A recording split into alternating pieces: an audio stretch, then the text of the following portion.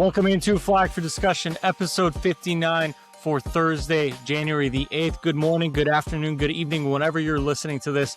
My name is Farbod Merkazi. I'm here as always with Jace Hatfield. Thank you so much for tuning in. We got a whole playoff preview today. Obviously, we're going to talk about Miami, Ole Miss. Is Miami still the most under-talked about team in the college football playoff? Is Ole Miss going to finally meet a defense that's going to shut them down? Is Indiana Oregon's kryptonite? We got to talk about, or is Indiana on a warpath? Also, we're going to talk about some Damon Williams transfer portal news. I'm a little out of sorts right now, Jace. I'm looking everywhere because this is not my usual setup, but that setup is gone forever. I moved in the last week, so thank you for taking care of business in our recap show on Monday. But we got a lot to talk about. I promise you, viewers at home, if you're watching on YouTube, eventually things will start filling in behind me. Right now, I'm just sitting in a room full of boxes. I think that's the nature of the move, but we'll get you some decor. We'll get you a nice little poster of the Rose Bowl or something like that. Maybe an Autzen Stadium cutout. Right now, I got a beer candle. Hey, that's pretty solid.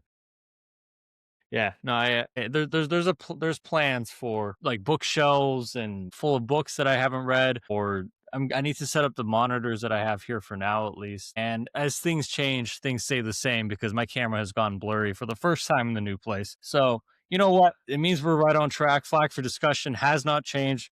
The boys are back, and we got to talk about some college football playoff. Before we do, make sure you're following us on Twitter at F4 Discussion, on TikTok at Flag4 Discussion. We're on YouTube at Flag for Discussion spelled out, and Apple Podcast, Spotify, wherever you get your podcasts at Flag for Discussion. Jace, I'm going to give you two doors. Door A, door B. Which door would you like to go down? Let's go door A. All right. Door A, Fiesta Bowl. Miami, 3.5-point favorites playing Ole Miss. That's tonight, 7:30 Eastern on ESPN. This is not a matchup anyone expected, first of all, right? Not that neither team deserves to be here, but go check out our brackets in our F4D bracketology challenge. I would be shocked to see anyone have Miami playing Ole Miss for a chance to play in the national title. So kudos to Mari Cristobal, kudos to Pete Golding. I've doubted both of these teams all year, but you and I have also individually spent a lot of this year praising both teams. I remember there were serious conversations we had about Miami's like, is this just the most under-talked about team? Like the best offensive defensive line team in the country with a veteran quarterback, and all of a sudden no one's giving them credit because people don't like their coach. And then Ole Miss, we talked about it for a while, and I cooled on them a little bit, but I remember after the first Georgia game, I said, man, that offense is suffocating. They're gonna pound you, they're gonna pound you, they're gonna pound you until like you give way, and the only way to beat them is if you can keep up with them.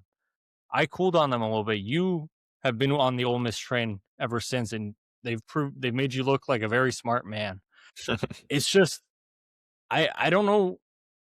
These are two vastly different teams. Where do we start here? Yeah, you cannot ask for two more opposite teams. Miami, not much flash. They're going to ground pound, D-line. Ole Miss is kind of the opposite. I think for me, it's two different brands of football. Which one prevails? And we'll dive more into the nitty-gritty of it. But from a broad overview, Ole Miss is at its best when it almost feels like true college ball. Trinidad's make extended plays with his legs, having more time to they have great playmakers. When they get open downfield, he hits them on the run. They also, they are tougher than people give them credit for. Kawan Lacey is a tough physical back. I think they have a great mix of, you've got him, they can pound up the middle. You've got Trinidad, so good. You got Trinidad who can get to the edges. He can hurt you with his legs. And I think a lot of people expected him to be more of a pure runner. And I think teams, Georgia especially recently, are finding out, oh, shoot, if you give this kid more than 2.5 seconds, he can beat you with his arm. So it's a team I think that wants to get into shootouts. They want to get into high octane games. They want your defense to be on the field for a long time. And Miami's the opposite, right? Miami wants to run the football 50 plus times, and they want to control the ball for 40 minutes. They want to let their D-line eat, force quarterbacks to get the ball out quick, force that quarterbacks to keep it close in the pocket, force teams to try and run. Two very opposite play styles. Which one comes out on top is probably going to be the big question. You know, Ole Miss, that fourth quarter against Georgia, we haven't really had a chance to talk a whole lot about that game, but I have to imagine you would agree with this. That felt like that game went Ole Miss's way. Like that fourth quarter played out the Yeah, exact way Ole Miss drew it up. That was probably the exact opposite of Mike Bobo wanted, right, in that fourth quarter. So who wins? Does the Miami kind of choke you out style of play prevail, or is it backyard football Ole Miss style? That's kind of where I'm looking at this game.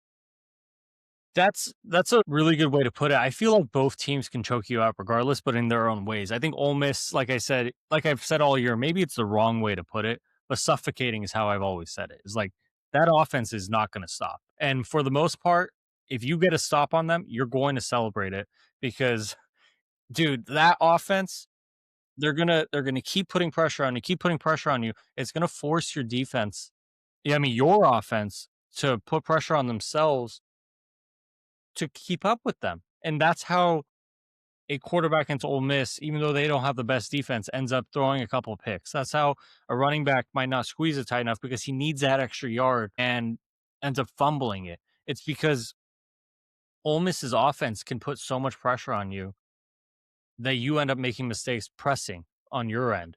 Now, you're absolutely right. Like Miami can absolutely choke you out. We've seen not that Texas A&M's offense was like up and down all year, but man, that offense was really good. Marcel Reed and Casey Concepcion, Mario Craver, that offense was really good. And yes, there was wind that day, but it was 10-3. Miami kept them to 3 points. Marcel Reed, very agile guy. Miami tackled him. Miami sacked him a bunch. They kept. It's one thing that's. I'm going to use your guy as an example. Don't take offense to this. It's one thing to sack Jared Goff because he's a statue in the pocket. It's another thing to sack Kyler Murray or Lamar Jackson, right? So it's one thing to sack a a statue in the pocket or a Gunner Stockton, even though Gunner Stockton can run a little bit, but it's another thing to sack Marcel Reed as much as they did it. There's like Miami's defense is just 40.5% pressure rate. It's one of the tops in the country. They've had 4 sacks, at least 4 sacks in 4 straight games. They have 46 sacks all year. 12. Think about this: 2 playoff games against the best teams in the country. 12 sacks in 2 games. Man, there's so much to say about both sides. Ole Miss's offense on one hand is unbelievable. Miami's defense on the other hand is unbelievable. You're absolutely right. If it to me, it just depends on which team can enforce their style of play. Can Miami enforce a slower, more methodical style of play, keeping their defense fresh, getting after Trinidad a little bit, keeping the game close, trusting a veteran in Carson Beck to make plays? Or is Ole Miss going to be like, hey, you're not stopping us, keep up? Mm-hmm. Yeah, and to go with your sacks conversation, you had wrote this stat down too. 4 straight games for Miami with 4 or more sacks. They're pushing 50 on the season. And I think part of having a really good D line is not just bringing the quarterback down, but it's keeping them in the pocket. And someone like Trinidad, we saw this against Georgia. When you let him extend plays, that is where he goes from a good quarterback to a great quarterback, dare even elite quarterback. It's when you give him time to beat you with his legs and not even turning up field, but just buying himself time till a wide receiver gets open and his ability to throw on the run. He's a very strong arm. He can throw deep downfield. It's not only can Ruben Bain pull him down or Messidor pull him down, but can you at least just keep him in the pocket? Can you force him to step up and make a throw? That's going to be your best chance, is maybe not even pulling him down, because maybe is what I'm getting at, is forcing Trinidad to throw quickly is not going to show up on the stat sheet, but that's going to be a very key thing for Miami in this game. Bringing him down, absolutely. But even if it means he just gets the ball in 2.5 seconds, because if you let him hold it for 4.5, I promise you, you are going to pay. Whether it's a 20-yard run from him or a 50-yard completion downfield, you just can't do that. No, you're absolutely right. It's not just the sacks here that matter. It's can you make Trinidad think? Trinidad's one of the most instinctual players we've seen. You said it. He's not a guy who's going to take off and run just to run. He's going to take off running, scramble out of the pocket, looking downfield to throw. He's going to be making plays. He's a playmaker. Now, if you make him sit in the pocket or even scramble because you're chasing him, you're going to start making him think a little bit. You might make him rush the pass a little bit. Before we keep talking about this game, I do have a question about Miami to ask you. And maybe I don't know if this is the right way to say it or how. Are we just how thankful are we that the committee made the decision that we talked about, like we were so passionate about a month ago? Imagine granted, you could sell me a million different ways that Notre Dame would have been in the same spot.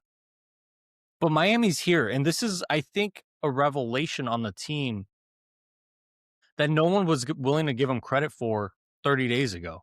It's like no one was like they're not going to go beat the best teams in the country. They're gonna struggle under pressure. Mario can't win the big game.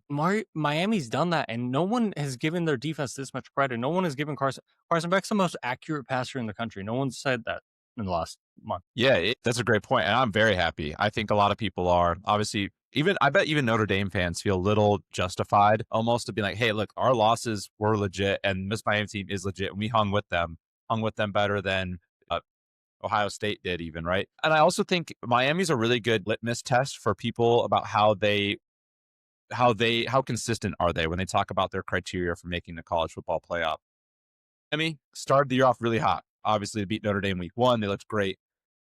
Their 2 losses kind of came in the middle of the season, not back to back, but I believe it was loss, win, loss.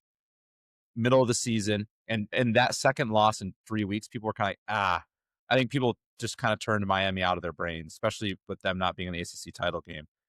But if you watched Miami at the end of the season, they were a wagon. Like they were killing everybody at the end of the year. The box score is lopsided. The eye test was lopsided. They were just destroying teams. And thankfully, the committee watched the games and took head-to-head into account and got it right.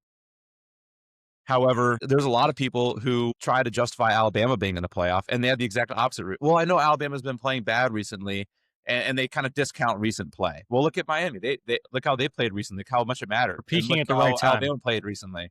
Exactly. And Alabama didn't peak at the right time. And look what happened to them. I think they're a good litmus test for like who's consistent on their criteria and who isn't. How you play at the end of the season, probably, obviously, this is all sports are true, matters the most. But I'm glad that they didn't discount that week 1 win for Miami and just forget that ever happened. It's a good sign. Like, hey, what you do week 1 should not be less important than week 12 in terms of your resume. Eye test, sure. Resume, no. So I'm glad that they put Miami in for this reason. I'm sure the committee's very happy to see Miami here as well to justify themselves a little bit too.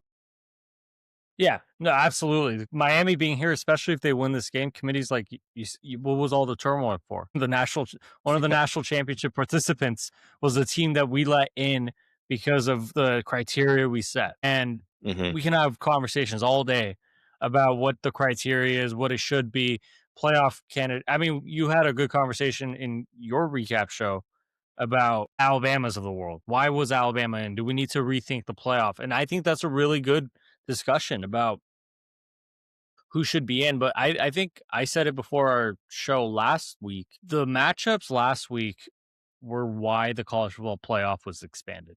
The matchups last week were all super fascinating, all super interesting, mostly cross conference except Ole Miss, Georgia. It was just a lot of fun to like as a fan. I know we podcast now, but like we started this podcast saying we're fans. We're here to talk about the sport as fans. We're not insiders, and just being able to go into the playoff. And I know people have problems with JMU and Tulane's of the world being in, but at the very least, we got some really good games last week, and it's shaping up to be a really good rest of the playoff. I mean, I don't want to be that guy, but I also think it was good for the playoff that Ohio State lost in a weird way. It made it more fun. I think an Ohio State Indiana championship would have been not as exciting as whatever we're going to have. I think the parity interesting in the sport is this is a whole rabbit hole. We'll see how far down it we get.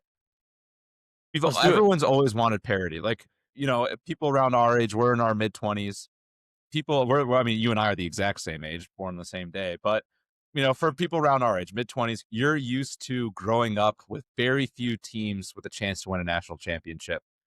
Not just like in terms of the BCS2 playing, but also like every single year, you kind of knew between 4 teams, it was going to be one of those 4. And you would have been right. Like if you could have picked 4 teams, you could probably do it every year. And a lot of people wanted parity. And we finally have that now. Like we have Indiana's like Indiana is playing for a national championship, but playing to get into one. Yeah. Like that has never been said ever in the history of the sport, and it's happening. Oregon has a chance to go win their first one. Miami's got a chance to go win their first one in 20-ish years. And then you've got Ole Miss going for their first one as well. Or I think they might have had like a really old one way back when, but I think it's their first legit one. But this is something that would have never happened in, 2008. This would have never happened then. Maybe Oregon at that era would have competed for one, but Indiana, Ole Miss, and then Miami at that point had kind of fallen back a little bit. Just you don't see new faces like this, and then we finally have it. So I think it's important as fans we appreciate the parity, the ability for new teams to have chances, the new teams to go out and get good players. And yes, we'll break down the portal and NIL and the issues and the fixes we'd love to see all off season. But it's really easy, especially right now with the portal being open midseason, to get really mad at all this change. So it's important to take the deep breath and be like, you know what? I love the parity. We have 4 fun teams fighting for a national champion. It's not Ohio State, who, yes, they're amazing, and congratulations on your last year's championship. It's fun to have a new face. It's fun to not have a same dog in there that we usually get. And that's one of the things that I think we do really well, not to toot our own horn or pat ourselves on the back, is like we're celebrating the sport. Yes, you and I are kings of complaining about the sport as well. But at the very least, there's so Absolutely. much we love about it. And 2 things. First of all, I to be honest, like the reason I said Ohio State losing was good for the playoff or good for the sport is not because I'm an Ohio State hater or I don't want them to win the national title, but mainly because I think in this era of college football where so many fans feel disenfranchised from their programs, so many fans feel like everything's all about money. The Damon Williams thing that happened yesterday. I think if you have like an Alabama-esque dynasty, then you're going to have the same problem you had in the early 10s with college football of like it's being too regional. It's too circled around a couple programs or couple conferences, only the ones with a lot of money and a lot of fans. That's how you start tuning away a lot of fans. So that's one of the reasons I'm like, not that Ohio State didn't deserve to have a shot at the national title. They lost fair and square, first of all. But at the same time, I think the fact that like they're not repeating, and we're about to have we have 4 coaches right now in the college football playoff in the semifinal, that either of them winning would be their first national title. Either program winning would be that program's first in a forever or first ever. That's a big deal to me. And you brought up rabbit hole, and I promise you, listeners, we're gonna get back to Ole Miss, Miami, but you brought up rabbit hole, so I'm gonna take that on. The argument about parity in this sport before the college football playoff was expanded, because a lot of people were like, well, if you expand the playoff, you're going to allow other teams to have a shot at the playoff.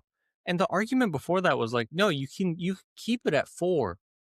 But if teams just took care of business, if Miami kept Florida players home, if Florida kept Florida players home, if USC kept USC players home, and they didn't end up at Ohio State, Georgia, and Alabama, there would be parity just there. Like, it would be just natural parity. And USC is starting to do that with this class. Florida was trying to do that. They lost a bunch of guys because they hired Billy. Miami's doing a pretty good job keeping their guys home. That alone is the parity that people were seeking. And it's just happened because those programs got serious about coaching or GMing. And there's been an influx of resources that have come in. To me, it's not just because we've expanded the playoff to the parities here, or because of NIL or transfer portal. All of that goes into it for sure. But I think a lot of it is like the programs that were so bad or the schools that just were run so poorly for so long got their crap together and kept Alabama from having a third string of 5 stars, kept Georgia from having a third string. Like we talked about it before we started recording. Georgia probably would have won that game against Ole Miss 3 years ago if instead of like when they lost the guy to the injury and the guy to targeting 3 years ago, they would have brought in Keely Ringo. It was just 5-star kid. Seriously. Yeah. 3 years ago, they would have brought him in and they probably would have maybe missed a small beat, but not by much. Now their depth is being tested because other programs are taking care of business, which is just creating natural parity. So that's my rabbit hole. I would love any response. Yeah. To go with that, I think the avenues in which you can become a successful program has opened up. It used to be pretty much 2 straightforward paths, and it was elite coaching and elite recruiting. And that was how you became great. And it was really nice if you have those two things, because that was the only two ways to become great. As long as you maintain that coach and you've already got the recruiting, you're really not going to lose those two things, barring crazy scandal or the coach leaves and you just make a really bad hire. Like, it was really hard to fall off the top. And on the flip side, it was really hard to get to the top, because how do you convince these 5-star kids from the South to go to Pitt over Alabama? How do you convince a kid to say, hey, I know they have Nick Saban, I know they have Kirby Smart, and I know they have Ed Ogeron, I know how all these coaches, I know they produce really good NFL talent and they develop really well, but you should pick me because you can play today. Like, it was just so hard to convince elite coaching to go to smaller programs, to elite recruits to go to smaller programs. But now with NIL, with the transfer portal, you can still build programs with elite coaching, elite recruiting. Georgia was in the playoff here, and I think they had the highest ratio of, like, I think they had 90% recruits, 10% transfer portal. You can go transfer portal route. Look at Indiana right now. Like, you can get a new coach and build in transfer portal, and boom, you're good. You can do a mix. I think like Oregon and Miami are really good examples of a mix of do as much with recruiting and then find your holes and fill it with portal. Like, you can go that route. Does it need to be fixed? And do we need reform? 100%. But Absolutely. at the very least, we open the door for more avenues to become successful. And that has made it a little more fun. It's given more hope to more fan bases. And as fans, maybe one mistake we make is now, because it's possible to win a championship, we kind of let a championship be the only thing we care about. So that could be something we could reel back in. We still need to celebrate our intermediate years. We still need to celebrate the growth years. We still need to celebrate winning a bowl game against a good team. Like, that stuff still matters.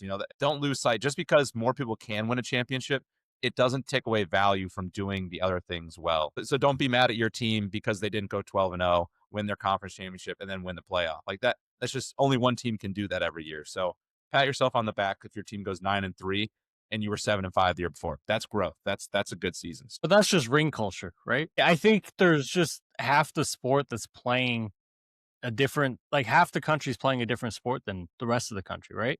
Half the country is, I got to go get the best transfer quarterback right now, pay him $4 million because I need to compete for the national title next year. And half the country is, no offense to Northwestern. I think Northwestern is actually doing a lot of good things, and we talked about it before we started recording. I like Aiden Childs. I like Chip Kelly hiring as OC.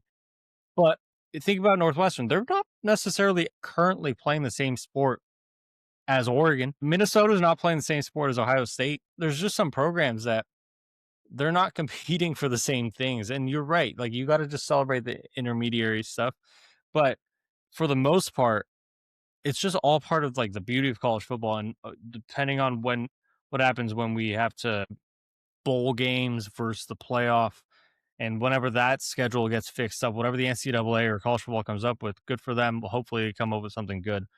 But for now, this is what we get. And I'm very happy with the product. I guess that 10-minute spiel tangent rabbit hole that we went down on, I'm just very happy that Miami's in this thing. Going back to the game, you mentioned elite coaching. Obviously, we know what happened with Lane Kiffin. The one question I had before round one with Ole Miss's game against Tulane and round two with Ole Miss's game against Georgia, Pete Golding, we don't know what kind of head coach he'll be. Realistically, this year's team, I'm not taking this necessarily as his team, other than the fact that the guys seem fired up to play for him. The guys are playing with a chip on their shoulder, and they're playing for like they got nothing to lose. Like, they're going all out because they're pissed off that their head coach left. And the guy that stayed behind with them, they're like, we're gonna represent you, Pete Golding. So I respect the hell out of that, and I hope that in future years, Pete Golding keeps building them up. What I don't know going into this game against Miami is Lane Kiffin kind of pulled the rug out from under them. So in the first couple games of the playoff, Lane had told Ole Miss, "Hey, I know I hired 6 of my offensive assistants, but you guys can use them for the playoff. Just make sure they come back to Baton Rouge for recruiting and whatnot. But you guys use them for game prep. You guys use them on game days, everything." Charlie West Jr. is the offense coordinator at LSU. He was offense coordinator at Ole Miss this past year. And he's going to Lane Kiffin. He's going to LSU with Lane Kiffin, but he's been calling plays for Ole Miss for the last couple of games. He will coach the game. That's been announced by Pete Golding. Their running backs coach, Kevin Smith, their tight ends coach, Joe Cox, their wide receivers coach, George McDonald, are not coaching the game. Actually, Kevin Smith, the running backs coach, will. Their tight ends coach and the wide receiver coach will not coach this game. I don't know what kind of impact that has on the Ole Miss offense. I don't know if it's just like a morale thing because the guys don't have their position coach with them. But it kind of feels like Lane's like, oh, I wanted Ole Miss to do well, but not this well. I expected them to be beaten by Georgia, and I was going to get my guys back. But it feels like Lane was just like, okay, they got a chance to make the national title. I'm pulling the rug out. I'm trying to take back as many assistants as I can. It does, because at the beginning of the playoff, he cleared, like you said, he cleared all four, and they all coached the Tulane game. They all coached the Georgia game, and then now he's pulling in the wide receiver and tight ends coach. Now, he makes a good point. He did say like he wants them there for recruiting, transfer portal, with that opening, that sort of thing, which is valid. I understand that. But it is funny to say, oh, yeah, all four of you guys can go coach the playoff. And then now you're kind of coming back on your word. It does make me think he did not think that Ole Miss would go this far, whether that was because he wasn't there or just because what he knew about the team. But I think Ole Miss getting this far did surprise him because now he's got to pull two of them out. I hope it's not a sabotage thing. I hope it truly is just transfer portal thing, and that was why he wanted them. Yeah, that's what you got to hope. But it is funny. It does make me think he didn't think they would get here. I might be cynical. I think it's full sabotage because every coach has an ego, right? Because if Ole Miss wins the national title, you know what the narrative out of Baton Rouge is going to be? That's the team I built. Not congrats, you guys. But if Ole Miss doesn't win the national title, Lane's going to go to bed happy and comfortable at night because he's like, well, they probably had a ceiling. That's the best they'll ever get. I left, so they're not going to get better. I'm about to go do special things at LSU. And Lane's become a villain in college football because of that. I mean, because of something else we'll talk about in like 20 minutes. But I might be cynical. I feel like him pulling those two assistants back and saying it's for recruiting or transfer portal, I understand it. But we just talked about it. This isn't 10 years ago college football. This isn't 5 years ago college football. All due respect to position coaches, they do a ton during the week. I don't know how much a running backs coach is going to do to bring in a transfer portal kid on January 4th. Right? In today's college football, that's your GM and your player personnel and your head coach are going to be talking to the kid. They're going to be recruiting the kid. And when you're at a place like LSU, the money's going to be there and the place is going to be awesome enough without your running backs coach being there. By the way, cell phones exist. They can just call them. So I might just be cynical, but that's kind of how I feel on that. All right. One line on the keys to the game for each team before we move on. Oh, I More have than some good one line is nuggets okay. in here. All right. Because I have some good nuggets, but I'll make it quick. Miami, key to the game, heavy dose of running the football. In Miami's two losses this season, they attempted 38 and 35 passes, 38 being the most pass attempts they had in the season, 35 being third. The only game that was more than that was 36, and it was Bethane Cookman, so it didn't really matter. They just had to snap it a lot. What I'm getting at, when Miami wins football games, they don't have to throw the ball, and they don't do it a lot. When they lose, they're throwing the football a lot. And yes, a lot of those attempts came before they had to come back in those losses. So it wasn't like they were just airing it out because they had to. The game plan going into it was to throw the ball. Did not work out for them. And on the flip side, Ole Miss's defense has been destroyed by bigger running backs this year. When they played Mississippi State, their running back, Kamario Taylor, I believe he's 6'4", 230. He had 20 carries for 175 yards and 2 touchdowns. When they played Arkansas, Taylor Green's a big quarterback, and then they have 2 big backs next to him. The Arkansas backfield ran for 35 carries for 225 and a score. Kawan Lacey, Mark Fletcher, that's a big back. Get him going early, tire out the Ole Miss defense, get Tony. Then that's when you work in Tony and your speed. That's what I'm looking for Miami. Ole Miss, let Trinidad cook. Figure out a way to mitigate pass rush, let him get out of the pocket, figure out a way to let Trinidad cook. That's what you're doing if you're Ole Miss.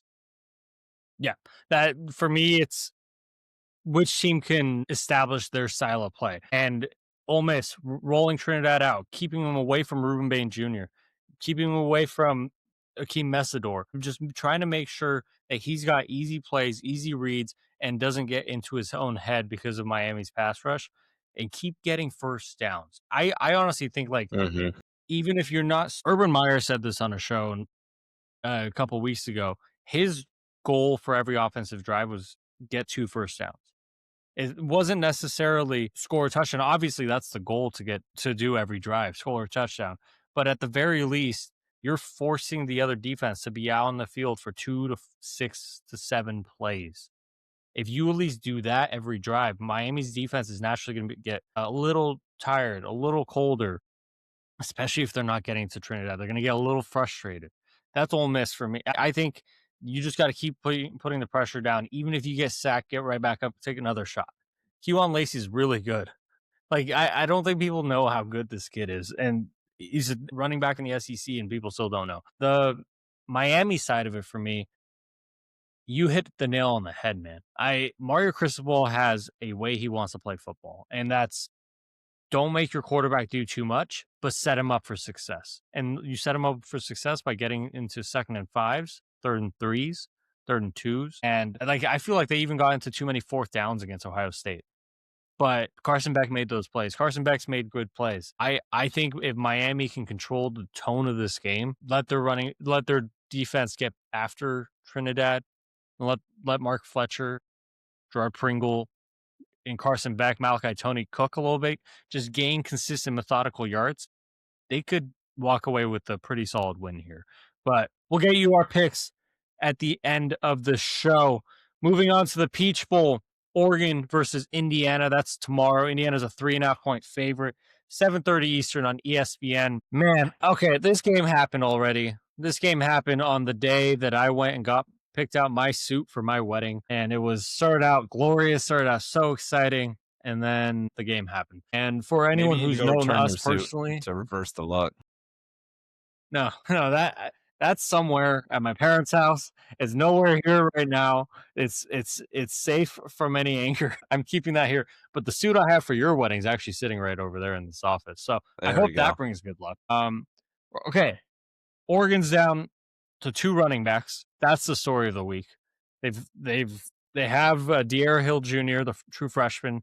They have Noah Whittington, the senior, as running backs. Those guys have started all year. They played a ton of snaps all year.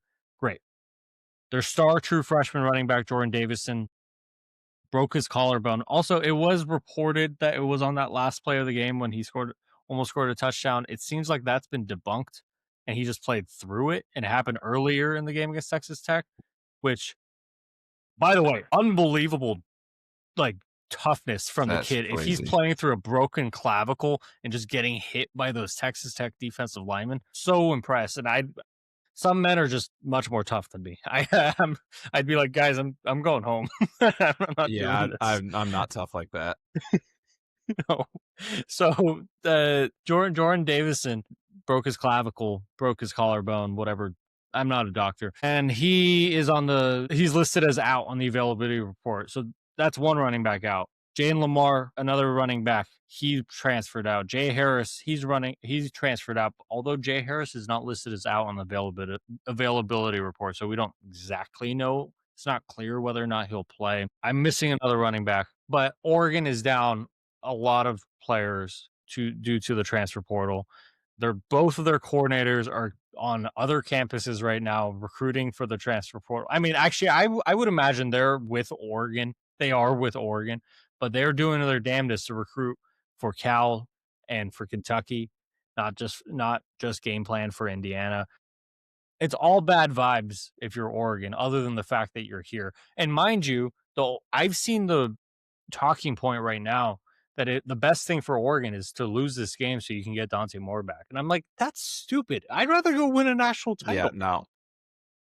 Yeah, 100%. Like, The better way to look at it is like, if Oregon loses, that's the copium I'm going to drink is, oh, at least Dante hopefully comes back. Now, if Dante also leaves, then it's double whammy. But yeah, that's dumb. I would much rather go win the game than get your quarterback. yeah, But you bring up a good point so with like the vibes in Eugene, how they feel down.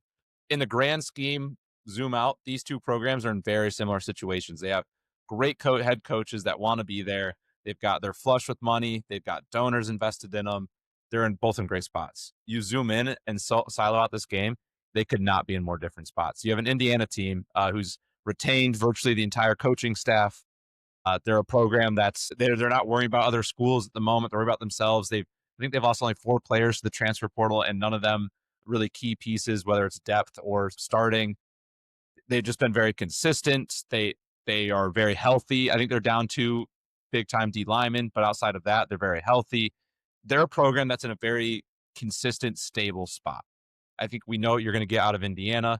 Every coach is focused on the game. Players are there. Oregon's the opposite. They've got a couple devastating injuries that will show up in this game.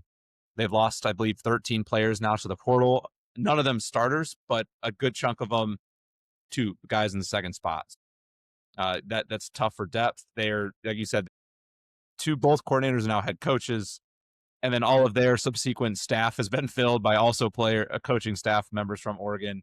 So those guys are also out recruiting, figuring out what they're doing there. Even the general manager for Kentucky football is an Oregon staffer now, so he's full blown recruiting there. They could not be in more different worlds. And if you're Dan Lanning, it's got to just be the 40 guys that are going to suit up and wear pads. You just got to convince them, like, hey, I block out the noise. This is us. This is where you're at. This is where you're supposed to be. We'll see it. We'll see how well that succeeds or not. Indiana's in the opposite boat, where it is like business as usual. Let clock in, clock out. Keep things moving forward. Yeah, Indiana, I've said it to you, and I've only used this word, so I don't know. There's probably better words to put it, but I've said it to you privately several times. Indiana just appears to be on a warpath. Indiana appears to be, like, you called it, the magic team of destiny. Like, nothing's going to stop them. They went through the season undefeated. They beat Ohio State in the Big Ten title game, and they just destroyed Alabama in the Rose Bowl. So Indiana feels like that team that's like, Rust isn't going to get them. The best teams in the country aren't going to get them. And certainly not this Oregon team is going to get them, especially because it appears to be a worse Oregon team than the first time they played them, especially when Oregon played them at home and lost to Indiana. I want to say this, though. And you bring up a good point about, like, how does Dan Lanning approach this game? And I honestly think Will Stein, Tosh Lupoy, they understand the value that Oregon has provided to them. And that's not just copium. That's not because of, like, I'm trying to make ourselves feel better, but from everything they've said and behaved and act, like, they love Dan Lanning. They love the opportunity that Oregon had provided them, and they love what it built for them to move on to Kentucky and Cal. So I don't think they're fully out of it. I recognize that the nature of the sport doesn't allow a head coach to fully, like, say, "Hey, you guys go take care of everything. I need to finish out my current season with Oregon." I understand that, but I don't think they're, like, discounting their responsibilities with Oregon. I want to say, though, and you brought it up, how does Dan, like, reinvigorate these guys? Because I don't think in that clubhouse, in that locker room, in that building, that the vibes are down. I think fans feel the vibes being down. I Yeah, for honestly sure. think Dan Lanning and that staff have built this program to peak at the right time. And you're right, Indiana is peaking better because they're keeping their staffers. They're retaining all their top players. Other than Stephen Daly, they're pretty much healthy. Like, a lot of Indiana has a lot of more boxes checked than Oregon. I'll give you that. Bryce Betcher, Oregon's linebacker, came out and said after the Penn State game, we were feeling a little high on ourselves. And that's why we lost to Indiana. And he said we're going to come out with a better sense of focus this week, and we think that'll do as well. And sure, you can think that. We'll see how it plays out on the field. Non-analytical viewpoint on this game, at least positive for Oregon. This is the first time we're going to see Oregon be an underdog in a game, like a significant underdog, not a 1 point dog. Because we've seen against Ohio State, they were a 1.5, 1 point dog, whatever. They're 3.5 point dogs in this game. This is the first time we're going to see Oregon be a significant dog in this game since the last time they were in this stadium. Dan Lanning's first game as the Oregon coach, losing 49-3 to Georgia. Dan Lanning's an incredible motivator, incredible leader, incredible with his words. He has that psychopath Nick Saban, Kirby Smart ability of already when you're 15-point favorites saying no one believes in you and getting his guys to play with a chip on their shoulder. I know this is not analytical, but what does this Oregon team look like who are being actually doubted? No one's picking Oregon to win this game. I haven't seen many people be like, Oregon's going to go out and light this up. I have a buddy who texted me. He's a Jets fan. He wants Dante to declare so the Jets can get him. So he wants Oregon to keep moving on and win the national title so Dante goes to the draft. But how does Oregon come out with Dan Lanning actually being able to press all the buttons of no one believes in you, motivating them like crazy? That's a big part of just Oregon side of it, I think. Yeah, and I think they have going for them. Losing that first matchup, I think, gives you a natural born edge, a natural born desire to go win, right? And to kind of avenge your previous loss. So I do think part of it as well is just naturally built in, like the motivation, the desire there. And where sometimes, like on Indiana's end, when you've already beaten a team, it can be easy to fall. Now I think Signetti's too good of a coach to let this happen, but it can, like, you can beat a team once and then be a little cocky going into the second time. Like I said, I don't think this is the case for Indiana, but that is something that does happen in the sports world. Kind of an interesting note for this game going into it, just kind of a fun stat here that will ring true if Indiana does end up winning this football game. In the last 3 seasons, Dan Lanning has only lost 4 football games. Prior to this season, 3. And it was every single team that beat him ended up playing in the national championship. Washington lost to Michigan. Ohio State won last year. Indiana beat Oregon earlier this year. If Indiana wins again, they'll go to the national championship. That'll continue to ring true. So, and I say that because if you guys have seen the clips, Kurt Signetti and Dan Lanning had a really entertaining, like a Zoom conference Yeah. call kind of thing that they were interviewed on. It was the It was kind Peach of Bowl funny. conference. Yeah, and it kind of surprisingly, I didn't know this, but Kurt and Dan had a good report going, and Kurt Zanetti brought that stat up. It was something he was aware of, and he was like, it's not a coach that just loses to anybody. He said it's not a coach that you just expect to play a bad game and go beat. Like, this is somebody you have to intentionally put your best foot forward to beat, and if you beat them, you have to appreciate the fact that that means you are that good of a team. So it was kind of cool to hear that. It was kind of fun too. Dan got him to giggle a couple times, got a couple smiles and laughs out of Kurt Signetti, who can be animated, but usually not in a positive, funny, goofy way, more in a like eyebrow raise, staring down the sideline, a joking way. But to get into a little bit more game analysis, I feel like we've been kind of talking a lot about the atmosphere going around. So you put these nuggets in here. I'm giving you credit for them, but I'm going to bring them up. Last time around, Dante Moore was pressured on 47.5% of his dropbacks versus Indiana. He was sacked 15 times all season, 6 of them, so 40%, all came in that Indiana game. And then you added this nugget too from CBS. We're quoting something from PFF.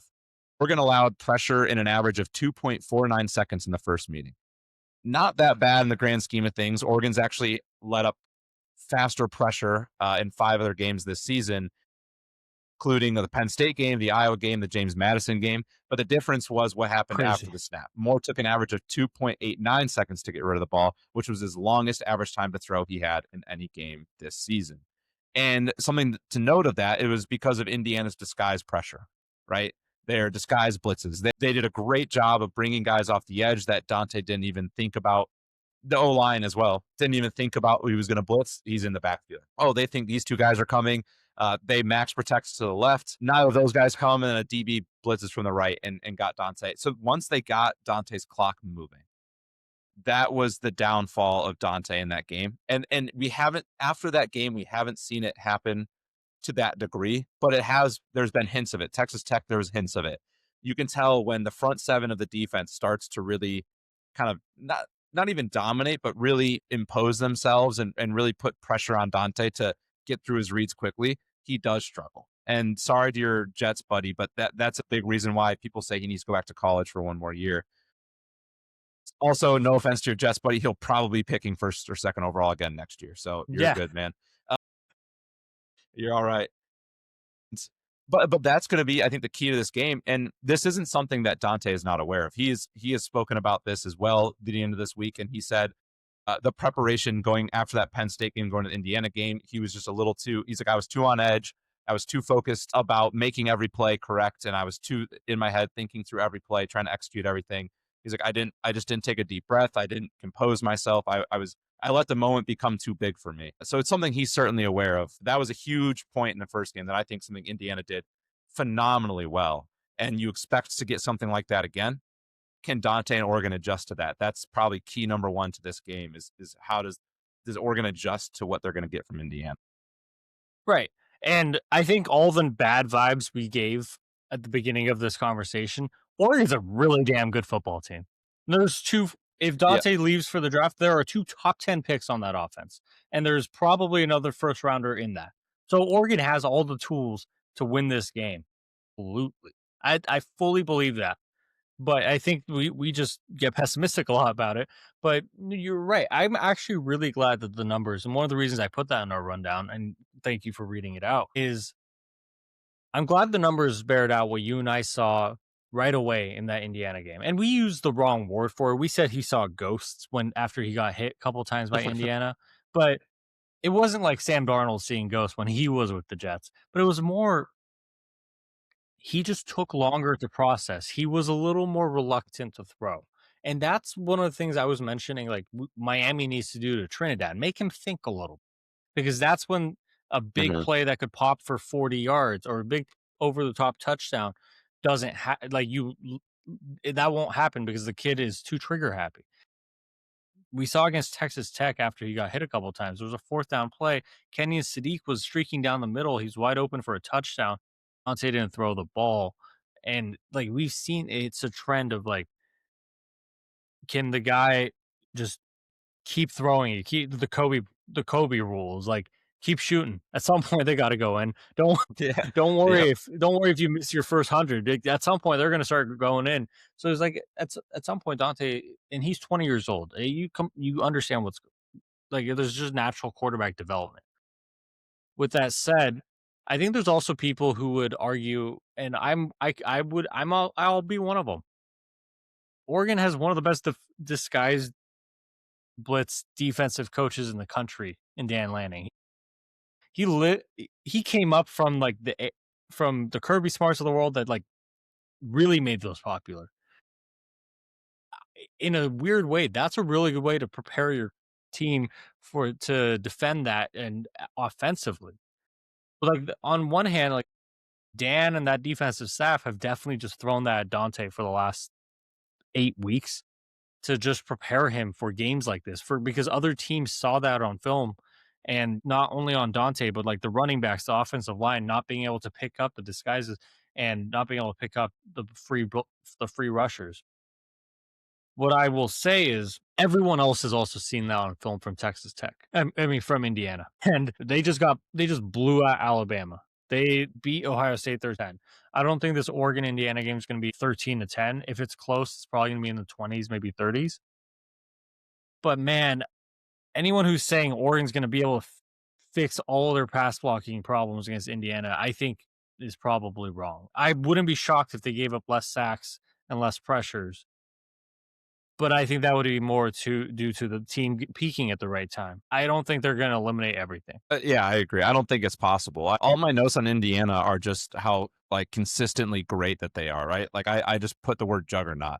When you look at them, every single game that they go into, every game plan is creative, it's effective, it's intentional. They figure out what you're weak at. They figure out how they can exploit it.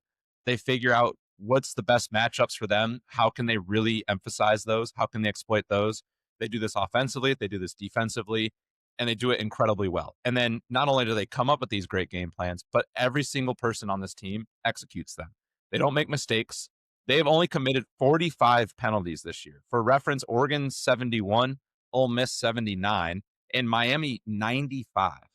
They've committed less than half the penalties of Miami, and they're a Final Four team. That's how disciplined this team is. That is how well coached, how much they execute, and that is going. You know, with Indiana, you're going to get their A game. You know they're going to run the ball well. You know they're going to. Eli Surratt is going to get his. You know Omar Cooper is going to make a big play. They've got their tight end kind of emerging onto the scene as of late.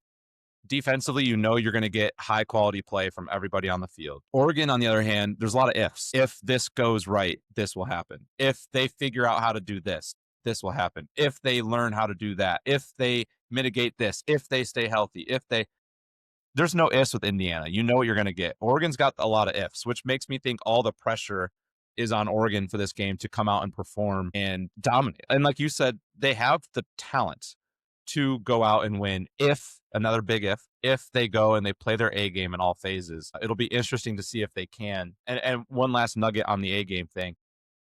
Something that Oregon has done a really good job of throughout the Dan Lanning career, and something that nobody really talks much about, is the how much Oregon's special teams dominates everybody. That fake punt they ran against Texas Tech, because it was on the national stage, a lot of people probably saw that. That is not an uncommon thing for Oregon. And not only is it not uncommon for Oregon to have a fake punt, they get that first. I think they execute, like, their execution percentage in the Dan Lanning era on fake punts, I think, is like 100%. I don't know if I've ever seen them not get one. And they had or one like touch. They onside scored a kicks. touchdown on one. Yeah, onside kicks, they're at 100. And in games like this is when you would expect to see that out of Oregon. You expect to see an onside kick that I think they've recovered every single one they've tried. You look at their fake punts, they get every single one they try. And it works. And in big games, when you need a big play, that is something that comes out from Oregon, and it's something that can change a game. And that the big question is, Indiana's offense and defense are always at 100%. Where are the special teams at, right? Like, if Oregon tries a fake, I could see a world where Indiana special teams are also well coached and disciplined, where Oregon goes to run that fake punt. And for the first time in Dan Lanning's career, it doesn't get a first down. That's how disciplined Indiana is. But also, if you're trying to find an edge for a team that's so well coached offensively and defensively, sometimes that can mean special teams can get a little bit left to the side, and maybe that's the exploit. So that'll be definitely something interesting to watch. Does Oregon attempt these fakes, these onside kicks? And if they do, does Indiana's discipline extend beyond offense and defense? Does it extend into special teams? That'll be something to watch for in this game. Yeah, I think I was trying to find a tweet there. I saw a tweet earlier this week that was like, Indiana's not only here because they have a good quarterback or a good running back, good wide receiver, good defense, or a great scheme. You could argue Oregon played a better defensive front in Texas Tech than they will against Indiana. Texas Tech has the freak athletes. Indiana has the freak scheme. But Indiana's here because they do a lot of the boring things so well. Like you said, one of the fewest penalties in the country. Turnovers, very little. They don't beat themselves. So that does make you worried if Oregon runs out there with a plan of attack of like, we're gonna onside kick the third kickoff we have, and they'll script that in. They've done that in Dan Lanning era. I expect Oregon to go for two if they score a touchdown. Dan Lanning's done that his whole time at Oregon. He's been asked like, well, what if you don't get it? He's like, well, I'd rather go try to get more points. The more points you get, he says this kind of like jokingly. It was like, sassy. more points are, yeah, a little sassy. Like, more points are good for football, right? Right. You want the more points. So I expect Oregon to try to go for two a couple times, get extra points on there, and like you said, steal a possession. And that's they've done that a couple times. We've seen that happen on the biggest stages with Oregon doing that. But I honestly think like we did just see Oregon shut out a team in the college football playoff, and I don't care that we're going from Baron Morton and Texas Tech's offense to the Heisman Trophy winner. I get that, and I understand that they scored 30 on Oregon last time they played them. But for the most part, that Oregon-Indiana game the first time around was fairly close. Oregon beat themselves at the end. For me, it's a question of how much has Oregon righted since then? And because there's only two running backs, maybe three, how much is Kenyon Sadiq going to be thrown into that run game? Not like as a running back, but like those cute end around plays that we don't like when they like on the goal line, especially going for two, they just like pitch him the ball. I'm like, guys, get him out in space. Like, you need to get Kenyon Sadiq out in space, but I expect them to use Kenyon Sadiq as an extension of the run game. I expect them to find a lot of the not trick plays, like screen plays to the side, just trying to get extra run game help and support. It might be a 13 personnel kind of game, like get more guys in, try to keep Indiana from fully taking advantage of you with their defensive line. Indiana's, if you at home are like, why are they only talking about Oregon side, is because we've seen Indiana do everything well. They have a Heisman Trophy winner. They have really good wide receivers. Their defense, despite not having the names, is one of the best schemed up defenses, one of the best executing defenses. They don't commit penalties. They do everything to a T. They're extremely disciplined. And one of the true markings of a championship team is they do the boring things at a high clip and well. They don't like Oregon against Texas Tech had two bad snaps from a Remington Award finalist. Like if that happens against Indiana, game's over. Mm-hmm. So we're Yes. focusing on in Oregon so much because it's like trying to figure out how is that 3.5 valid or does Oregon have a real shot here? That's Yeah. that's the conversation. Indiana's, and it's credit to Indiana. They're just that good. They're that consistent and they're that good that there's really not much to say. Like I said a little bit ago, you know what you're going to get out of them. You're going to get their A game. You're going to get a team that protects Mendoza well. You're going to get a team that runs the ball for 4.5, 5 yards a carry. You're going to get a team that makes plays at the wide receiver position. You're going to get a team that plays really good defense. Like, you know what you're going to get. So there's really not a whole lot of breakdown out of them. The combination of how good they are with how little portal injury movements and question marks that they have, there's just you just kind of know you're going to get an A game out of Indiana on all phases. Oregon's obviously the much more variable team. That, like, I think the average age difference between these two teams like 3.5 years, which is Yeah. pretty crazy considering it's a college football game where guys are technically only supposed to be playing for 4 years, but it's not like that anymore. I saw kind of a funny report. Oregon had, well, it's true, but it's funny. Oregon had linebackers. They asked the linebacker room like who had played running back in high school, and two of them had. One of them's Bryce Betcher, their starting linebacker, so I think his reps were a little bit more limited. He does have a rushing touchdown on the season, though. And then the other one was Braden Platt, a young linebacker. He's not getting a whole lot of playing time at linebacker just due to having some seniors above or older, like Bryce is above him. He's a fifth year, right? But Platt was apparently a running back in high school, so he's been getting carries back there.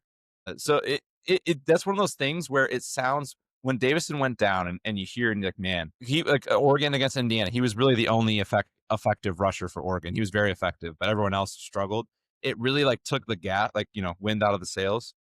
But then you also think it opens the door for a lot of creativity. Like I myself have been doom and gloom over the injury. I know a lot of Oregon fans have, but I don't want that to be an excuse. Like, that does open the door for creativity. It does open the door. Like, if you're Indiana, you kind of came to this game expecting to get a healthy dose of Jordan Davison. Well, now you're not. What is Oregon?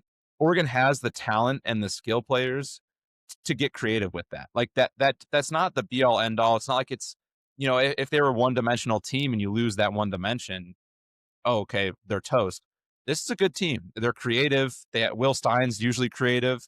I'm hoping, knock on wood, that he, knowing it could be his last game at Oregon, he just opens up the playbook to all the fun stuff he's had drawn up. Please not wide receiver screens, though. I feel like this is the game where Indiana cribs one of those. So Oregon's like almost fumbled 5 of them. I would love to not use wide receiver screens to supplement the run game, but there's ways to get creative to help alleviate those kind of pressures. And for Oregon side of it, it's extremely important that your defense has the same amount of pressure rate that they did against Texas Tech.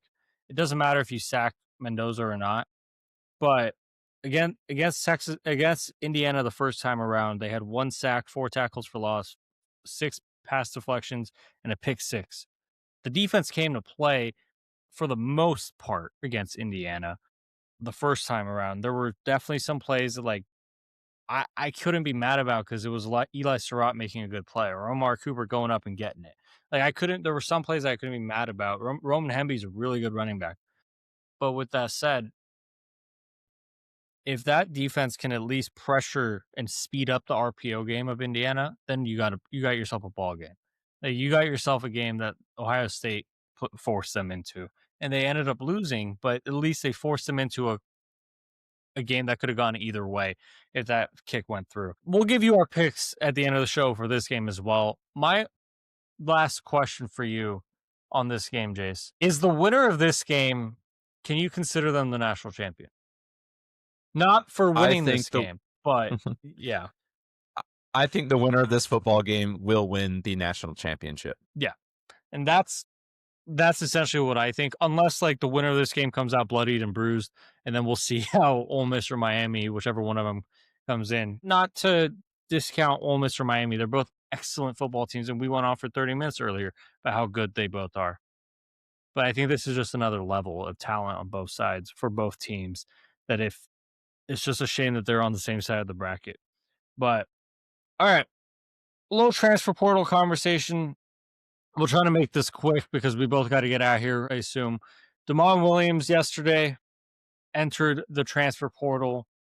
This is 4 days after he re-signed his contract. People aren't realizing his contract with the University of Washington. Just about everything that could have gone wrong, or like not gone wrong. And it's not like something happened to the kid. He did it. He very well could have chosen not to sign that contract and then gotten a better offer from someone else and chosen to leave, and Washington would have no recourse.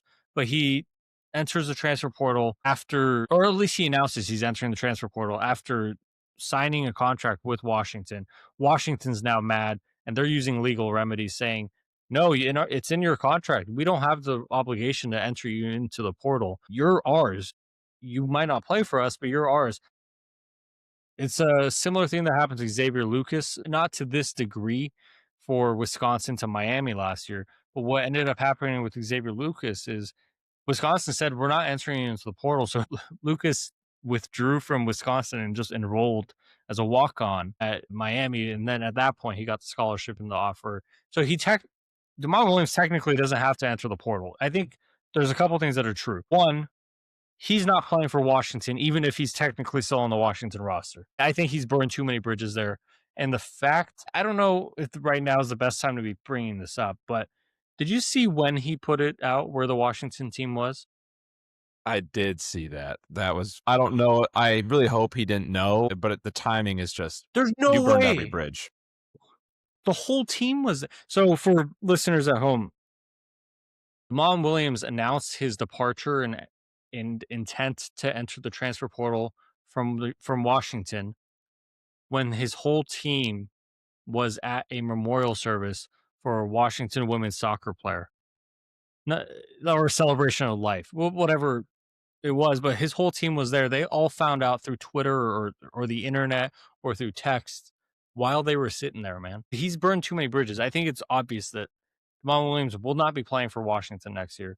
It's also just one of those situations that, like, I don't know. I just don't understand. Like, he clearly was tampered with. But, like, why couldn't the tampering have happened 5 days ago when the contract wasn't signed? Why did he sign the contract? Did LSU strike out with Sorsby? Or maybe they are on the verge of striking out with Levitt or another QB prospect, and this was their, like, oh, shoot, we got to do this now.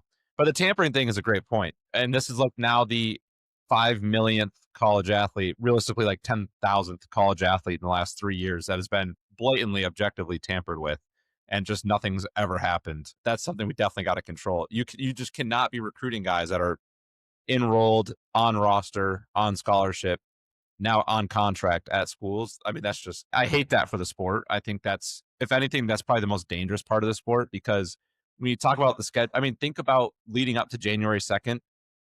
The week before that, there was how many countless, probably hundreds of, where you see this guy intends to enter the portal, and then this guy intends to commit here. Or they would just say straight up, oh, this guy's committed here. Like, it is December 30th. How is he committed to another school already?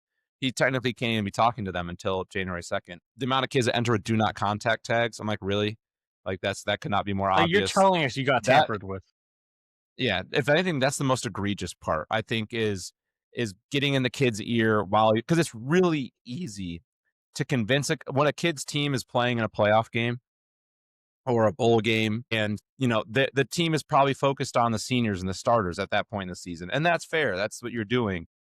It's really easy for that kid to feel a little left out because he's not the center of attention for a big game. And if you're another coach, you can call him up and say, hey, you can start here for X amount of money, and catch the kid while he's a little vulnerable. Where also at a time where the team is not focused on player retention, they're focused on winning football games. It's just disgusting. And the tampering is arguably the worst part of the whole transfer portal debacle. And I think, like, I agree with you, but I almost wonder if there's any school to ever get in trouble for tampering. Would this be the case? Well, whatever. It's been reported that it might be LSU. We don't know exactly, but if there's ever anyone to have gotten in trouble by the NCAA for tampering, I feel like this has to be it, because the kid was under contract, and the contract specifically states that he cannot be talking to any other programs, and he also cannot. The University of Washington is not obligated to enter him into the transfer portal. And it's not like he had bad representation or like Uncle Drew being his agent. It was his representation. His agents are the same agents as Jed Fish, Wasserman. Like, it's a legitimate agency. So I don't understand how we're not talking about him signing a contract a month ago with Washington. We're talking about him signing a contract on like Friday with Washington. And then apparently he got tampered with. As the story goes, Washington signed a 1-year revenue share contract with Williams about $4 million. The agreement prohibits the player from entering the portal once signed. Washington isn't allowing DeMond to enter his name into the portal because of this clause. And they're now seeking legal remedies to potentially force DeMond to stay with UW. I don't know what the realistic possibilities of him staying with UW. We just went over all the reasons why he severed ties, and there's no way they can confidently come back. He can come back and play there with those teammates. The offensive line might make him take a sack every time just because they hate the kid. But with that said, it's not a situation that like can right itself. These contracts come with buyouts, just like coaching contracts, right? It's almost worth it to whatever program that's coming in. And it's been reported, like I said, $6 million from LSU. It's worth it for LSU to come in and be like, hey, we'll pay you $1.5 million to buy him out of the contract. But it's worth it for us because that means it's a $7.5 million expense for us to bring in a top tier quarterback. This is going to keep happening until there's like a commissioner. This is collectively bargained. This is the students are seen as employees and they're under major revenue contracts, not just NIL contracts, because there's ways. It's so weird. It's not even a way of getting out of it from DeMond's perspective, but it's a way of getting out of it. Yeah, I'm with you. I think Washington's doing it kind of an FU sort of scenario, like almost to screw him over. I think is more so what the legal remedy is, also to stick up for yourself a little bit. And in the grand scheme Well, of you have things, to. if this is what it, yeah, if this is what it takes to get actual reform in terms of the portal and NIL and tampering, if this is what it takes to get real legislation and a real reform, then everybody should be a Washington fan as we're watching this go down. But my one fear, the problem with college football is unless what's going on negatively impacts TV deals and money, you're almost never going to get action. And because something like this, we can all recognize how terrible and stupid it is. But because Damon Williams going to LSU is probably good for TV ratings and is good for LSU, who makes more money than Washington for the grand thing of college football and TV deals, you're probably not going to see reform without legal action. Now, if this was backwards and we saw Alabama star QB gets tampered with and is now leaving to go to Arizona State, then we might have a big issue. But because it's Washington to LSU, the legal form, we need to, what I'm getting at, we need to back up Washington as a collective college football fan base because we need shit like this to be shut down. And unfortunately, it's not going to be without legal recourse because it's not negatively impacting the money going into these people's pockets. So they're never going to make this change unless we stick together and we support Washington through this just ridiculous time that's going on. It was honestly shocking. And when the news came out, you and I had a bunch of theories that maybe the coach is leaving. Maybe there was a rumor that came out this morning that Noah Fafita was on campus taking a tour at Washington, and people thought maybe Damon is leaving because he's getting recruited over by Jed Fish's old quarterback. There's a lot of different rumors. All I know is that Damon Williams was under contract with the University of Washington to play quarterback for this next year and make $4 million if they're about. And someone came in after he signed the contract with more money, or at least enough money, to say, okay, I'm going to leave, even though I'm under contract. Washington isn't going to let him out of his contract. What I fully expect to happen is Damon is going to withdraw from the University of Washington as a student. He's going to enroll wherever he ends up choosing to sign with. And whether it's through corporations or collectives or the university itself, he's going to go make this $5 to $8 million, whatever he's being offered at his new place as a quote unquote walk on player. And that place is going to have to pay the University of Washington some significant money. Washington, so Andy and Ari made a great point about this. Last year, when Xavier Lucas was doing this, because of the clearinghouse and because of player worth, Xavier Lucas wasn't a starter at Wisconsin at that point. So Yes, he was a good player. Yes, he had value. There's a reason Miami wanted him. But at the same time, they couldn't have argued, Miami, you damaged us, and we deserve a ton more money than just the buyout in a lawsuit. Washington has some legal recourse here. Andy Staples posted a really good column about on it today. This is we're in a time of the playoff. I mean, of the portal where Brennan Sorsby's gone. I know Will Perbula's out there. Sam Levitt's out there. But we're at a time of the portal where we already thought we had our quarterback, but in terms of quarterbacks who have similar resumes or accomplishments or skill sets as the guy that just got tampered with and left our place, there's not that many that can match that. So they have actual legal recourse to like request and say that they suffered damages, like significant damages because of this. So there might be a bigger legal battle. I don't expect this to go to court. I'm not a legal type. I don't get all of it. I just knowing how these things work out, someone's gonna slip a check somewhere. It's gonna get settled. Washington's gonna get paid. And you're gonna see how it goes from here with the next guy that this happens with. I don't have much more to add. It'll be very interesting to see how this all goes down. Something we'll be following closely. We'll see what happens with UW, what they do with their quarterback. It does stink because I have to imagine they weren't scouting quarterbacks when they. I'm sure leading up to Damon signing the deal with Washington, they probably had a reason to believe he was going to be there anyways. So I'm sure for them, they weren't really spending a lot of effort on figuring out next quarterback steps, and then all of a sudden, you know, last night you find out, oh shoot, now we got to go fill, and he was their best player, their top 5 player on that roster. So you're not only just filling your quarterback hole, but that was like your elite big time playmaker. Now that you got to go figure out. So tough situation for them. But moving on to another quarterback making a decision, Ty Simpson. He had a chance to return to Alabama. He had a chance to enter the portal or go to the 2026 NFL draft, and he made the choice to go to the draft. A lot of people expected him to either return to Bama or enter the portal. My guess with this move is he's trying to take advantage of a weaker quarterback class. It looks like next year's QB class will be pretty prolific. So maybe he's trying to take advantage of going out a little early. But either way, kind of an interesting decision. He was a guy nobody really expected him to be entering the draft, especially with the way the last few weeks of the season had gone for him. His draft stock has risen probably since late September, early October. It's probably only gone down since then. So interesting choice for him, but if it's to capitalize, I don't blame him on that.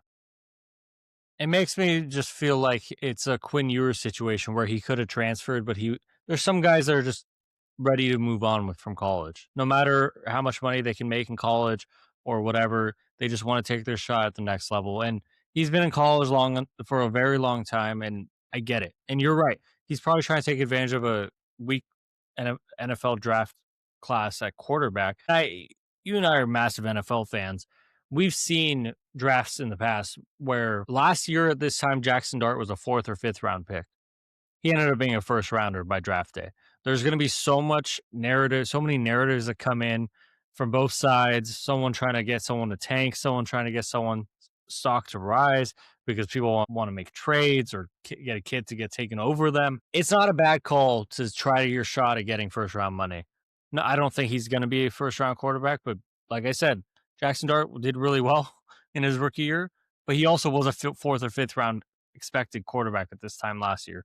So it's more of a question of who's going to get that bump, because we know Mendoza is going to go 1. If Dante Moore comes out, he might go 1, maybe 2. At that point, where's Cade Klubnik in all this? Where's not Bo Perbula, Drew Aller in all this? I know those guys' stocks have tanked, but those guys, Carson Beck, those guys were first rounders in the last year in mock drafts.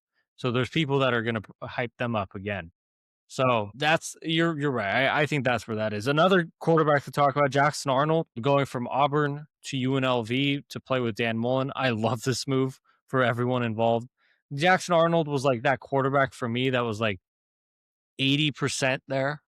It just wasn't 100%, and that's one of the reasons they struggled to win games at Auburn. But I feel like Dan Mullen, the offensive guru that he is, he's going to get the most out of him, and at a lower level, he can actually work on his craft. So I love that. You have in here Minnesota star safety Coy Perch is going to be visiting Texas Tech and Oregon. At that point, I think Oregon's in it if Dylan Thieneman goes to the draft. At that point, I think it's a money battle. Yeah, I think so too. I would love to have him at Oregon. I think a big selling point for the Ducks will probably be Dylan Thieneman saying, hey, this was another Big Ten. He went to Purdue, similar at school to Minnesota. He was a standout at Purdue, just didn't have the pieces around him to really flourish and grow into an NFL caliber safety. They brought Dylan Thieneman in, and now Dylan Thieneman is one of the best safeties in the country. He's also being talked about highly in terms of he's a junior this year, so he could stay. But if he goes to the draft, he will be one of the first safeties taken off the board. I know safeties usually go a little later, so think probably early day 2. But that's impressive, and that's a big growth that Dylan Thieneman went from somebody not a lot of people knew to going to be probably a first or second round draft pick with a chance to stay. I'm sure that's the pitch to Coy Parrish. On the other side, Texas Tech, both schools flush with money, so I don't particularly think like one school is going to come out and just I don't think Oregon's broke and only going to offer a little measly check, and Texas Tech's going to offer 5 times that. Texas Tech had a really good defense this past year, and it looks like they're going to rebuild that front 7 just like they had this season. And I think the pitch to him would be, hey, like our one downfall was the back end. We just didn't quite have the juice in the secondary, and that's what cost us against Oregon. Not the thing that cost them, but that was part of the problem for them. That's a pitch. Say, hey, like, we know we're close and we need you to help us get over the hump. We'll see which way he goes. I truly don't think he can pick. If it's those two, I don't think you can pick wrong. I think he's a huge talent. I think he will be very successful at either program in the short term and in the long term. But obviously our bias, we hope it's the Ducks, but can't really go wrong either way. And then just kind of another big name that's been talked about a lot right now is Sam Levitt. He's been touring the country. And Ari couldn't have made the joke that, like, is he just sightseeing? Are we sure that he just didn't have like a bucket list item to just go see every region? Because he's getting close. And another kind of interesting note, it sounded like he was maybe going to Texas Tech, and it sounds like he had a lot of money on the table. And then all of a sudden, Sorsby is a Texas Tech guy. LSU sounds like they've got their guy, and he kind of thought that might be an option. But there's also been rumors that he's from the Portland area of Oregon, Lake Oswego, I believe. And people are saying he could be waiting to see what Dante Moore does. Either way, he's going to be a highly touted quarterback, and he's going to land somewhere good for him. Where that's going to be, I have no idea. Texas Tech was a big suitor. It sounds like people within the Oregon program think Dante Moore is coming back. If that's the case, then I really don't know what Sam Levitt's going to do. Kentucky would be interesting, but I think they got their guy they got Minchie from Notre Dame, who committed to Nebraska, who's now went back on his commitment to Nebraska, and now he's at Kentucky. So that's kind of off the table. But also Minchie was a backup at Notre Dame, so I think they'd still value Levitt. The whole quarterback. And then, one more fun quarterback note. Before Farbo and I hit record, I had the Iowa State Baylor basketball game on, played in Waco, Texas, and they pan over, and I'm like, oh, there's Dave Aranda. I'm like, oh, that's DJ Lagway sitting with him. Yeah. So you got Lagway's touring Baylor right now. The Raiola's been crystal ball to every program in the country. This quarterback transfer portal has been crazy. I feel like so many guys are probably going to end up making lateral moves and just to go learn a new offense for a couple extra. It'll be really interesting to see how this plays out. And maybe something now that I'm saying it, I might do to myself. I'm curious to track these guys' careers, not just see how they do next year, but say, okay, what were Raiola's stats at the end of Nebraska?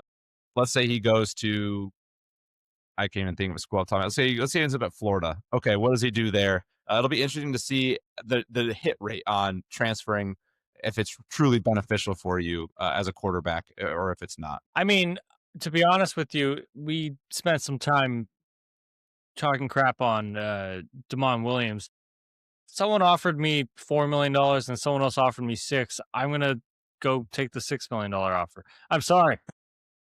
For me, it's life-changing money and it's big enough. And I think we're entering an era right now where the top 12 teams in the country, top 10 teams, whatever you want to call it, don't have the ability or the grace to have a down year.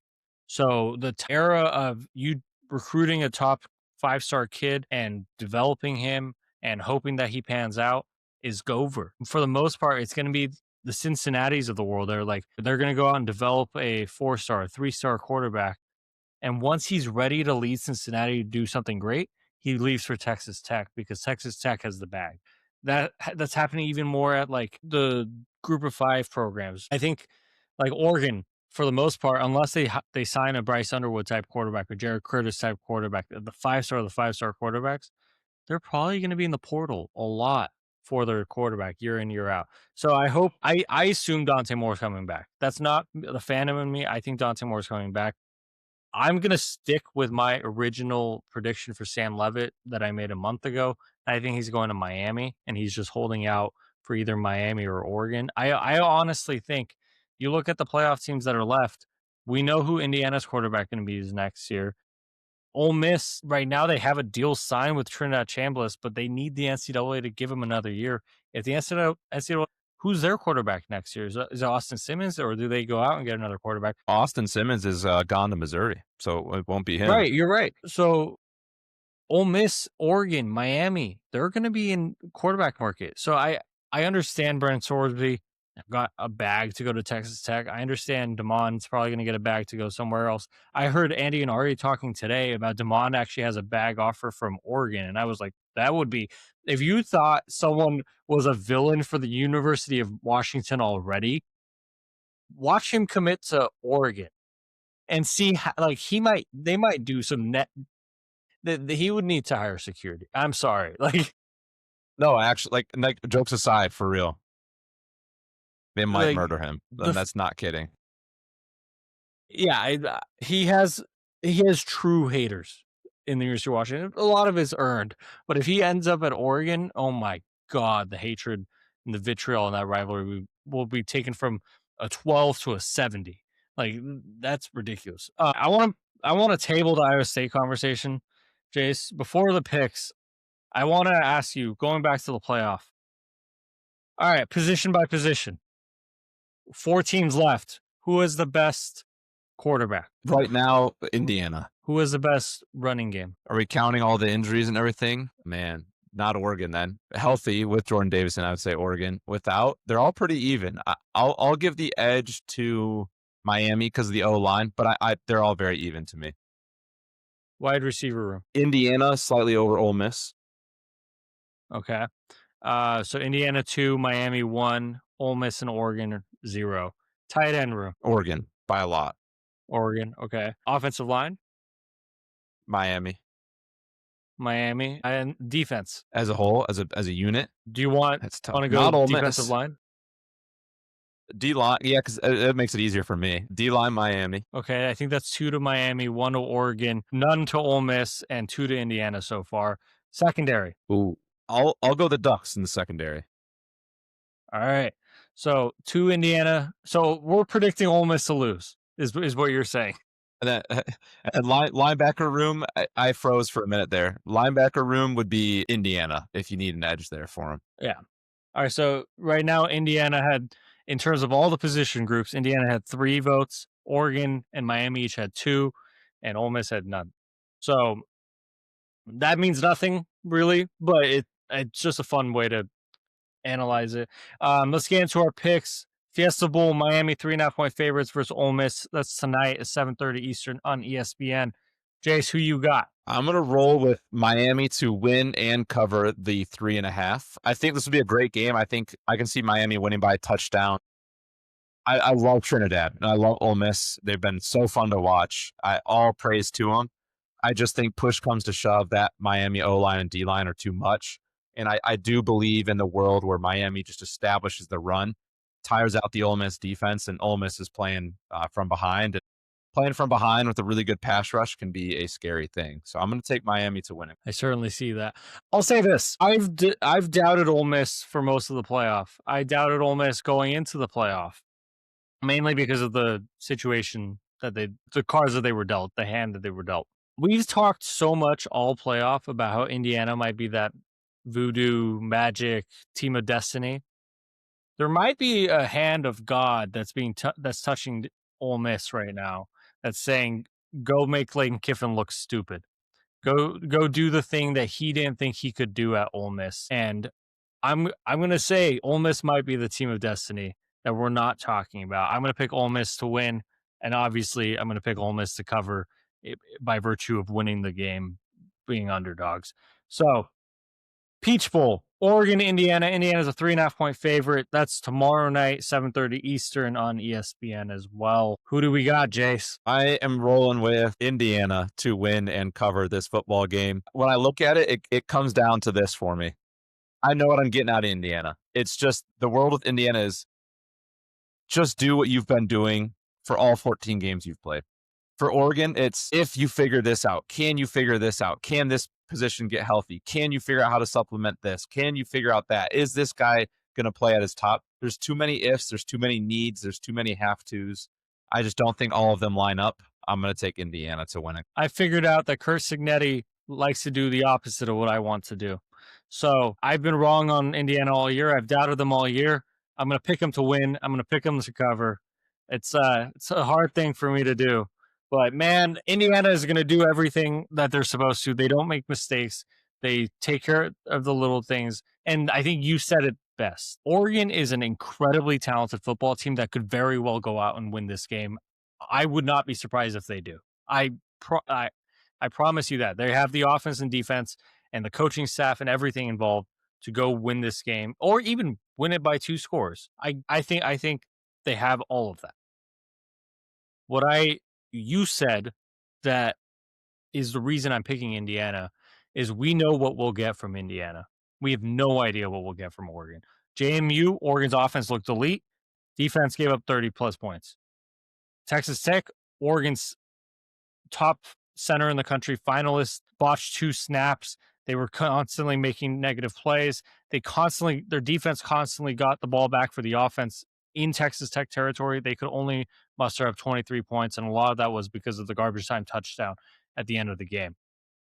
So 2 playoff games, they've looked vastly different. If they can put it all together, I think they can beat anybody. I just don't know what we'll get from Oregon. So because of that, I'm picking Indiana to win. I'm picking Indiana to cover. I really think if Oregon wins, it's a 7 to 10 point game. If Indiana wins, it could be an uglier score. That's how I see it. I'm proving that I'm not only picking Oregon. I think that's the first time in podcast history that I've picked against Oregon. I also am asking and begging Kurt Signetti, hey, you've proven me wrong all year long. Let's keep it up, buddy. I love that. And if you want to come on the show, you're more than welcome. Well, absolutely. Did you see the joke about like Dan Lanning loves Coach Signetti, but like he's not a Sig guy, he's more of a Zin guy? Yeah, that was great. Dan, I love Dan, man. Even if they lose this game, I love Dan. Nothing can make me hate him. No. All right. This show went, I'm not surprised at this point. When the 2 of us are on, we're going to go an hour and a half. This was a lot of fun. We'll make this happen more regularly with both of us on. It's been a couple together and a couple off at the same time. I think in our quarterfinals games picks, we went 2-2 each. So hopefully we both go 2-0 or 1-1 because we agree on one and disagree on another. We'll be here for the recap show this coming Monday. Make sure you enjoy these games Thursday and Friday. Stupid that college football is played on Thursday and Friday. I'm driving home from work, man. Like, you might have to text me some updates in the first half. But regardless of that, make sure you're following us on Twitter at F4Discussion. Jace will be tweeting out on Friday from that account maybe because I will be behind the wheel of a car. Make sure you're following us on TikTok of F4Discussion and YouTube at Flag for Discussion spelled out. Apple Podcasts, Spotify, wherever you get your podcasts. Make sure you're subscribed. Rate us the 5 stars. Flag for Discussion spelled out. The more ratings and followers we get, the more things go up on the wall behind me, and I need to unpack more. So make sure you do that. Thank you so much for listening. Jace, you got anything else? No, and good luck on your move. I hope to see some decor up when you're back around here soon. Go Ducks. I actually ordered a fat head of your face, so it's going to go right, That's beautiful. Well, I'll send you a picture eventually. It's just a bunch of crap all around the room right now, but I'll get on that. All right, we've rambled too much. Thank you so much for listening. Thank you so much for tuning in. From myself, Farbo and Merkazi, my lovely partner, Jace Hatfield, this has been Flag for Discussion.